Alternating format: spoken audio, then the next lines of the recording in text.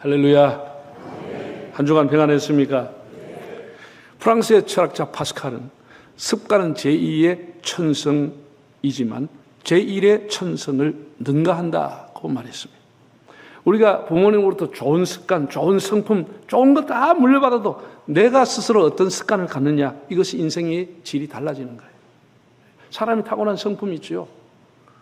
타고난, 요즘 말하면 DNA가 있죠. 네, 천성. 그것조차도 습관의 영향을 받게 되는 거예요. 습관 앞에는 무너지는 것이에요. 네? 우리가 일어나는 것, 잠자는 것, 말하는 것, 제스처하는 것, 사람과 대화하는 것, 걷는 것, 행동하는 것, 우리는 모르지만 다 습관 속에서 다 살아가는 거예요. 습관 속에 살아가는 거예요. 무의식의 습관 속에 살아가는 거예요.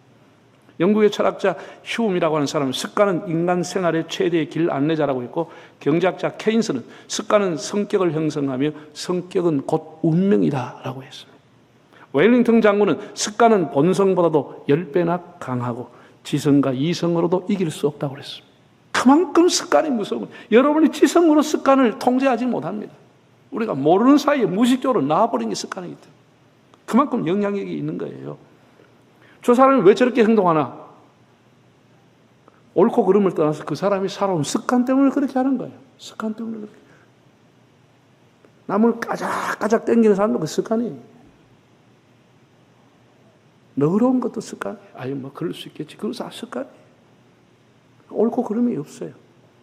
습관으로 살아가는 거예요. 나를 원망하는 사람은 늘 원망, 불평하고 살아갑니다. 무슨 일이도 원망합니다. 늘 감사하는 사람은 무슨 일이도 감사하는 거예요. 다 습관 따라 움직이는 거예요. 습관. 그래서 우리 삶에 거룩한 습관을 가진다고 하는 것이 얼마나 우리 자녀나 우리 삶에 축복이 되는지 몰라요. 예? 만약에 우리의 생애에 어떤 일이 있어도 그 사람이 찬송하는 습관을 갖고 있다. 세상에 그보다 거룩한 습관이 어디 있겠어? 예? 오늘 이걸 한번 생각해 보자. 거룩한 습관, 찬송하는 습관. 내 몸에 배이도록 이런 훈련해야 되는 거예요. 훈련하고 노력하면, 조금만 노력하면 할 수 있어요. 노력하면 할 수 있어요. 집에 써붙여놓고 찬송하자. 책상에도 자동차에도. 그러면 우리 습관이 몸에 배이면 그때부터 쉬워져 버리는 거예요. 쉬워져 버리는 것은. 여러분 성경을 보시면은 성경에 우리 교회에서 하는 사역들, 성전 사역, 교회 사역이 여러 가지 많아요. 많은 것 중에 명확하게 이 사역에 대한 설명과 이 사역은 누가 돼야 하는지를 설명해 놓은 직분이 두 가지가 있어요. 레위기서에는 다 제사를 드리는 것이기 때문에 제사장을 어떤 사람을 세워야 된다. 제사장의 자격은 이것이다. 그리고 그 제사장이 하는 일은 이런 것이라고 하는 것을 레위기서에 몇 장에 걸쳐서 다 나와 있어요. 두 번째 나오는 것이 열왕기 상하, 역대 상하에 나오는 찬양대에 관한 일입니다. 찬양대가 두 번째로 직분이, 하나님이 인정하는 직분이 세워지는 것은 아주 구체적으로 나와 있어요. 다윗 시대, 지금부터 주전 3000년경에 다윗 때의 성전, 성막의 예배, 성전의 예배를 위해서 찬양대를 세우는 내용이 나옵니다. 아주 조직적으로 세웠어요. 아무나 세우는 게 아닙니다. 역대상 25장 1절, 6, 7절 읽어보겠습니다. 다윗이 군대 지휘관과 더불어 아삽과 헤만과 예두둔의 자손 중에서 구베라에 섬기게 하되 수금과 비파와 재금을 잡아 신령한 노래를 하게 하였으니 그 직무대로 일하는 자의 수요는 이러하니라. 이들이 다 그들의 아버지 지휘 아래 재금과 비파와 수금을 잡아 여호와의 전에서 노래하여 하나님의 전을 섬겼으며 아삽과 예두둔과 헤만은 왕의 지휘 아래 있었으니 그들과 모든 형제 곧 여호와 찬송하기를 배워 익숙한 자의 수요가 얼마나? 288명을 제일 처음에 다윗이 선발해서 세웠습니다. 288명. 아삽과 헤만과 여두둔이라고 하는 음악을 지도하는 교수를 세워가지고 이 악장과 지휘자를 세워가지고 이들이 지휘하게 해서 수금과 비파와 재금과 나팔을 부르고 찬송에 익숙한 사람, 오디션에 합격한 사람 288명을 불러가지고 유급직원으로 세웠다는 것이에요. 여러분 어느 교회가 지금 이 대단한 교회들이 많지만 약 300명의 유급직원을 두면서 찬양대를 두는 교회가 있어요? 그렇게 다윗이 하나님 기쁘게 하는 거예요. 오디션에 합격한 사람 아무나 세우는 게 아니에요. 288명을 선발해서 하나님을 찬양하기, 농사 짓지 못하겠어요. 목축하지 못하겠어요. 모든 것을 다윗이 왕의 창고에서 주면서 그게 지금 말하면 유급직원을 세웠다는 거예요. 얼마나 대단한 일입니까? 이 구체적으로 그들의 자격까지 다 나와 있어요. 성경을 보면은. 너무나 대단한 사람입니다. 다윗도 하나님 기쁘겠지만 하나님도 다윗을 통해서 얼마나 영광을 받았어요. 그 시대에 3명의 지도 교수 음악하는 사람을 세워가지고 그 자녀들부터 다 오디션을 보게 해가지고 비파와 수금, 악기를 가지고 하나님 찬양했다는 거예요. 자, 사무엘하 6장 5절 한번 읽어보겠습니다. 다윗과 이스라엘 온 족속은 잣나무로 만든 여러 가지 악기와 수금과 비파와 소고와 양금과 재금으로 여호와 앞에서 뭘 했다고? 잣나무로 만든 여러 가지 악기, 비파, 수금을 가지고 연주를 하는 오케스트라단을 다윗이 조직했다는 거죠.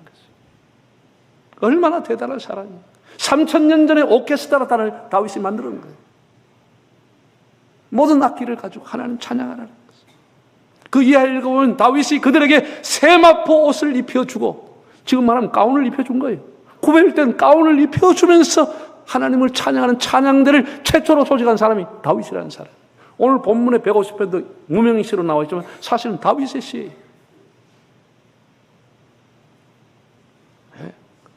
그래서 예배 음악의 원조는 다윗이에요.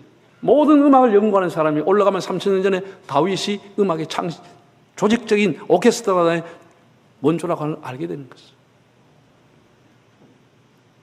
여러분, 교회는 교육부서를 세우기 전에, 봉사부서를 세우기 전에, 전도하는 부서를 세우기 전에 제일 먼저 세운 것이 찬양하는 기관을 다윗을 통해서 하나님이 세우신 것이에요. 가장 먼저 세우신 게 찬양부서예요. 무슨 사명을 가지고 하나님 앞에 충성스럽게 성실하게 일을 해야지. 말만 많다고 되는 게 아니야. 교회 일은 충성을 해야 되는 것이에요. 내가 찬양이라고 하는 걸 찾아봤어요. 여러분, 찬양이라고 하는 것은 대상이 사람이 아니고 하나님이에요. 그렇죠? 찬양은 우리가 하나님이 대상인 거예요. 사람이 찬양의 대상이 될 수가 없는 거예요. 찬양은 한자로 하면 길을 찬 오를 양이, 하나님을 높이 칭찬해서 드러내며 올려드리는 것이 찬양이에요. 비슷한 단어인 찬송은 길을 찬 길일송, 하나님을 칭찬하고 친송하면서 드러내며 올려드리는 것이 찬송이. 비슷한 용어인 찬미라고 하는 것도요. 길을 찬 아름다운 미, 하나님의 아름다운 일을 칭송하면서 드러내며 그를 높여드리는 것이 찬미라고 하는 것이에요. 다 같은 뜻이에요. 제가 어릴 때만 해도 교회에서 있는 찬양대를 찬양대라고 불렀어요. 찬양대라고 했어요. 그런데 1980년대 전후가 되면서 교회 음악집을 이렇게 음악 찬양대 할 수 있도록 한 100곡, 50곡을 만들어낸 낙원사라고 하는 출판사가 찬양곡만 넣지 않고 미국의 흑인 연가라는 여러 세계 좋은 그런 성가들을 넣어가지고 이름을 성가곡집이라고 내서 분배를 팔았어요. 그러면서 교회들이 묘하게 이름을 성가대라고 바꾸기 시작했어요.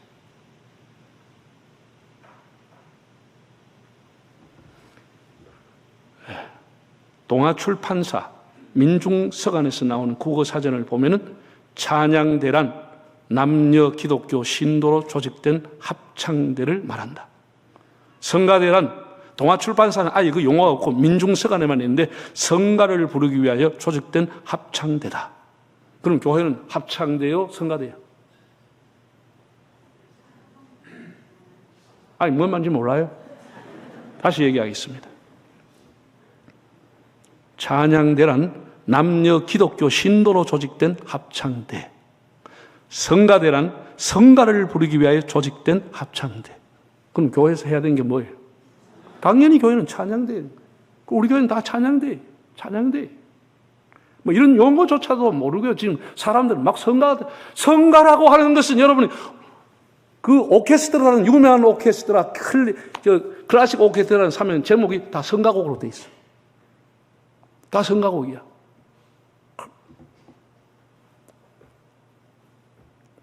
클래식 음악 보면 성가곡이라고 돼 있어. 성가곡 안에는 타 종교의 음악도 들어와 있어요. 우리는 하나님을 찬양하는, 기독교를, 예수를 구주로 고백하는 남녀 신도로 조직된 합창대를 하는 것이에요. 합창대를 하는 것이에요. 하나님 높여드리기 위해 가지고. 예배는 하나님 높여드리는 거예요. 오늘 시편 150편이 6절까지 나와 있는데 시편의 총결론입니다. 찬양한다는 단어가 11번 나와 있고 시작과 끝이 할렐루야로 나오기 때문에 13번을 하나님을 찬양한다는 기절로 되어 있습니다. 너무 놀랍죠? 네. 저는 뭐 어디 가서 설교하든지 아무리 사람이 뭐 많든지 적든지 다른 교단 가든지 첫 번째 설교하는 인사가 할렐루야입니다. 할렐루야. 그 할랄이라고 히브리어로 할랄이라고 하는 것은 찬양이라는 뜻이에요. 시편 146편에서 150편까지 5편이 시작이 할렐루야, 끝이 할렐루야 맺기 때문에 이거를 할랄시라 이렇게 불려집니다. 할랄. 그럼 할렐루 하는 것은 너희는 찬양하라 그런 뜻이에요. 너희는 찬양하라. 야라고 하는 것은 야훼, 여호와의 축약형으로 야라고 하는 것은 하나님 여호와를 의미하는 것이에요. 그래서 할렐루야 합하면 너희는 찬양하는데 누구를? 여호와를 찬양하라 그런 뜻이 되는 것이에요. 그러니까 이게 어떤 사람 부흥사 가면 부흥사가 이 발음을 잘못해가 할렐루야 그러면 할렐루야 이것은 아버지 가방 속에 들어가는 거예요. 아버지가 방에 들어가는 거예요. 아버지 가방에 가는 거예요. 발음이 띄울 때는 띄워야 되는데 이해가 되시죠? 할렐루야 이것도 안 맞아. 뭐라고? 할렐루야. 할렐루는 너희는 찬양하라. 야 누구를? 여호와를 찬양하라. 야훼를 찬양하라. 그런 의미인 것이에요. 그럼 라틴어나 헬라어에 보면은 그 발음이 좀 변경이 돼서 알렐루야라고 하는데 할렐루야 동일한 뜻이에요. 여호와를 찬양하라는 뜻이에요. 알렐루야나 할렐루야나 동일한 뜻이에요. 시편 내용에서 보셨듯이 안타까운 심정으로 울부짖는 마음으로 하나님을 탄원하는 시도 있고요. 그런가 하면 하나님의 은혜가 너무 놀랍고 고마워서 하나님 주신 은혜를 찬양하는 시도 있습니다. 굴곡진 우리의 인생, 기복이 많은 우리의 인생, 비록 엄침한 골짜기를 지나도 이 뜻을 알 수 없지만 하나님은 나와 함께 하신다고 하는 것에서 험한 골짜기를 지나면서도 하나님을 찬양하도록 가르쳐 주는 것이 시편이라고 하는 내용입니다. 여러분, 우리 한국 사람은 세계 사람이 평가하기를 우리 민족에 대해서 가물을 좋아하는 민족이라고 그랬어요. 조선 사람은 백의의 옷을 입고 가물을 좋아한다. 선교사를 다 그렇게 기록했어요. 우리 여러분 옛날에 해갑 지냈잖아요. 칠순 지냈다. 결혼식 했다. 뭐 교회 뭐 어른들 생일했다. 마을에. 그러면 어떻게 해요? 온 마을이 모여가 음식 갖다 놔놓고 하루 종일 그냥 큰 냄비 뚜껑 갖다 놔고 두드리고 젓가락 두드리고 밤새도록 춤추고 노래합니다. 여러분 잔치집에 노래 춤추지 않는 집이 있어요? 딱 살림이 있든지 부하든지 가난하든지 전부 다 모여가지고 좋아가 기뻐하고 노래하면서 그렇게 어려운 굴곡진 세월을 보냈어요. 감호하는 민족이에요. 그래서 우리나라 사람들이 그 기질 DNA를 태어나면 세계에 나가 노래하면 1등이라. 나가 불렀다 하면 1등이라. 쳤다 하면 1등이라고 막. 얼마나 대단한, 얼마나 대단한. 여러분, 일본에는 80년 전후에서 가라오케라고 하는 기계를 만들었어요. 그래서 뭐 술집이나 이런 데 가면 가라오케를 갖다 놓고 노래를 부르고 했어요. 한국 사람 눈썰미가 있어요. 그걸 딱 보고 와서 노래방 기계를 만들었어. 그래, 가라오케하고는 비교가 안 되게 업그레이드가 노래방 기계를 만들어가지고 2011년도 통계를 보니까 전국에 37,000개 노래방이 있다는 거예요. 뭐 코로나 때문에 지금 좀 줄어들겠지만. 교인들도 물으면 추석 때 주변에 뭐 했습니까? 하면 집안들 모여가 노래방가 노래하고 갔습니다. 추석이나 명절, 설이나 가면 갈 데가 별로 없어. 놀이문화가 없으니까 노래방가 집안들이 노래했다고 내보고 그러더라고. 뭐 안 간 것처럼 앉아있네. 그래가지고 내가 30몇 년 전에 집사람하고 처음으로 한번 노래방에 가봤어요. 교인들이 다 갔다는데 저 어떤 곳인가 가봤어요. 야, 진짜 빌천지는 빌천지라고. 막 별이 삐삐삐삐삐삐 돌아, 쉐로 막 돌아가고, 불이 왔다 갔다 하고, 막 이거 보기에 복음성가가 또 있더라고. 찬송가가 있어, 그게. 세상에 세상 노래만 있는 게 아니더라고. 그래가 찬송 몇 장 하고 와서 아직까지 한 번도 못 가봤습니다. 취미가 안 맞아가지고. 주일마다 교회 노래하는데 그거 뭐 하려고 돈 주고 가겠습니까? 우리나라 사람은 돈 주고 노래하러 갑니다. 돈 받고 노래하는 게 아니고 지 돈 내고 노래하는 민족이 대한민국 사람이라니까. 대단한 사람들이에요. 대단한 사람들. 네. 그래서 우리는 찬양대 안 앉아 있어도 다 교회 하면 나온 사람은 찬양 못하는 사람이 없어. 사부하면 다 사부해. 너무나 찬송에 익숙한 사람이 다 돼버렸어요. 다 돼버렸어요. 이게 얼마나 축복인지 모르겠습니다. 여러분, 우리는 보세요. 신문 기사를 쓰면은 기자들에게 기사를 쓸 때 6하 원칙이 있으죠. 누가 언제 어디서 무엇을 어떻게 왜 이 6가지를 넣어가지고 기사를 작성하는 게 기본입니다. 오늘 이 시편 150편을 들여다보면은 그때 6하 원칙이라는 거 없었을 건데 거의 6하 원칙이 들어와 있어요. 다윗이 쓴 것은. 그 먼저 보면 어디 있어? 한번 1절을 읽어볼까요? 할렐루야, 그의 성소에서 하나님 찬양하며 그의 권능의 공창에서 그를 찬양할. 어디에서? 그의 성소에서, 권능의 공창에서 하나님을 찬양하라는 거예요. 이 공창이라는 게 하늘 아래에서 하나님 찬양하라는 거예요. 예? 여러분, 우리 기독교는 찬양의 종교입니다. 언제든지 무슨 일이든지 교회든지 가정이든지 결혼식이 있든지 장례식이 있든지 다 찬양을 드리는 거예요. 울면서 요단강 건너가 만나자 찬송하는 것이 교회입니다. 당연히 여러분의 일터에서, 회사에서, 자동차에서, 병원에서도 하나님을 하늘나라에서 찬양하는 삶이 되기를 바랍니다. 어디서든지 하나님을 찬양하는 거예요. 어디서든지 하나님을 찬양하는 거예요. 어디서든지. 그 다음 무엇을 찬양하죠? 자, 무엇을 한번 볼까요? 2절. 그의 능하신 행동을 찬양하며 지극히 위대하심을 따라. 무엇을 찬양하냐? 하나님이 우리에게 베푸신 위대하신 일을 찬양하고 능하신 것을 찬양하는 거예요. 이것은 왜라고 하는 것에 답도됩니다. 왜 찬양하느냐? 하나님이 우리에게 베푸신 능하신 은혜를 찬양하는 거예요. 무엇을 답도되지만 왜라고 하는 것에 답도되는 겁니다. 능하신 행동을, 위대하심을 찬양하는 것이에요. 다윗이 시편 103편에서 이렇게 하나님 하신 일을 찬양했어요. 한번 볼까요? 103편. 내 영혼아 여호와를 송축하며 그의 모든 은택을 잊지 말지어다. 그가 네 모든 죄악을 사하시며 네 모든 병을 고치시며 네 생명을 파멸해서 속량하시고 인자와 긍휼로 간을 씌우시며 좋은 것으로 네 소원을 만족하게 하사 네 청춘을 독수리같이 새롭게 하시는도다. 여호와께서 공의로운 일을 행하시며 억압당하는 모든 자를 위하여 심판하시는도다. 다윗이 하나님을 찬양한 제목이에요. 우리의 제목이에요. 하나님의 은택을 잊지 말자.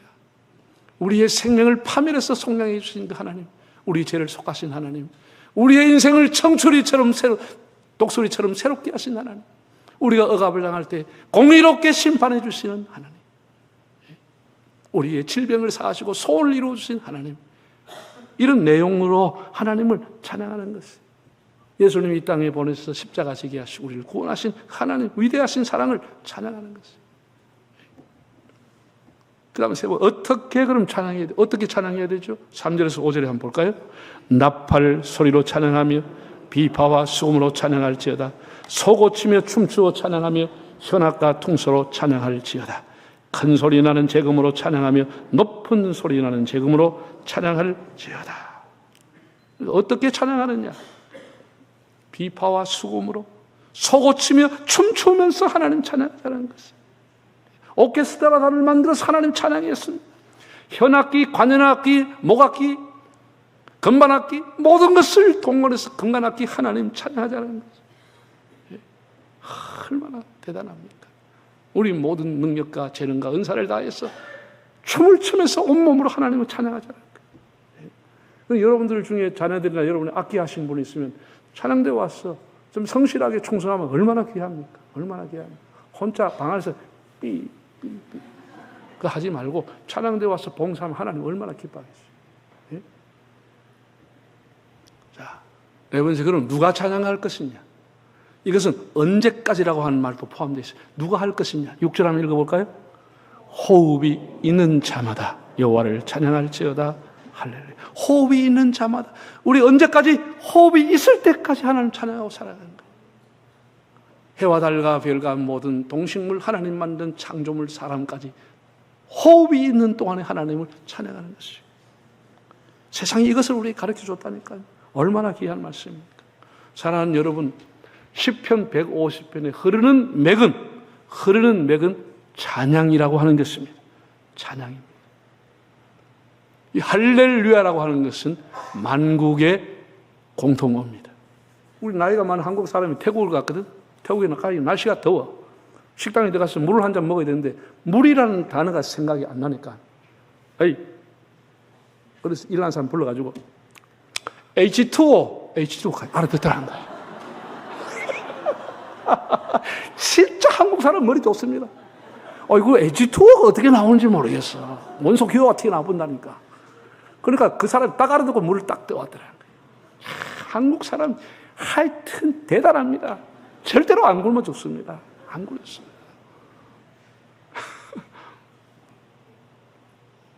H2O가 내가 가만 생각하기에는 만국의 통상어가 될 수 있겠어. 물이니까. 자, 오늘 세 가지를 한번 결론적으로 성경을 보겠습니다. 볼까요?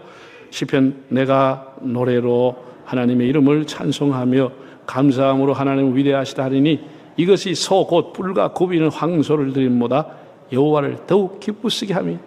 여러분, 소가 뿔이 달려있는 황소를 하나님 앞에 드리는 것보다 하나님 찬양을 해서 기뻐한다는 거예요.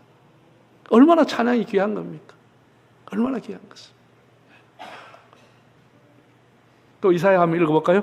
이 백성은 내가 나를 위하여 지었나니 나를 뭐하게 하려고? 하나님 찬송하기 위해서 우리를 지었다는 거예요. 이렇게 명확하게 목적이 나와 있잖아요. 그러면 히브리서 볼까요? 그러므로 우리는 예수로 말미암아 항상 무슨 제사를? 찬송의 제사를 하나님께 드리자. 이는 그 이름을 증언한 입술, 우리가 찬송의 입술의 열매라는 거예요.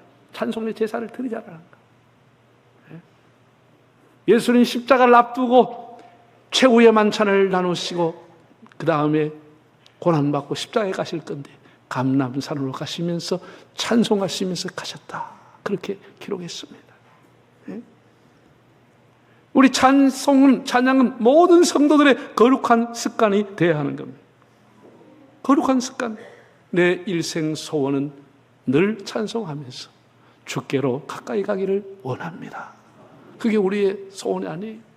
여러분, 다윗이라고 하는 사람은 하나님이 인정하는 부러울 것이 없는 왕이었어요. 하나님이 온갖 것을 주셨고 백전백승하는 사람이었어요. 온 국민으로부터 존경받았어요. 그러나 그는 하나님 앞에 설 때마다 울면서 기도했어요. 내가 무엇이 간데 이런 은혜를 주시냐. 하나님을 생각할 때마다 울면서 하나님 앞에 찬양했어요.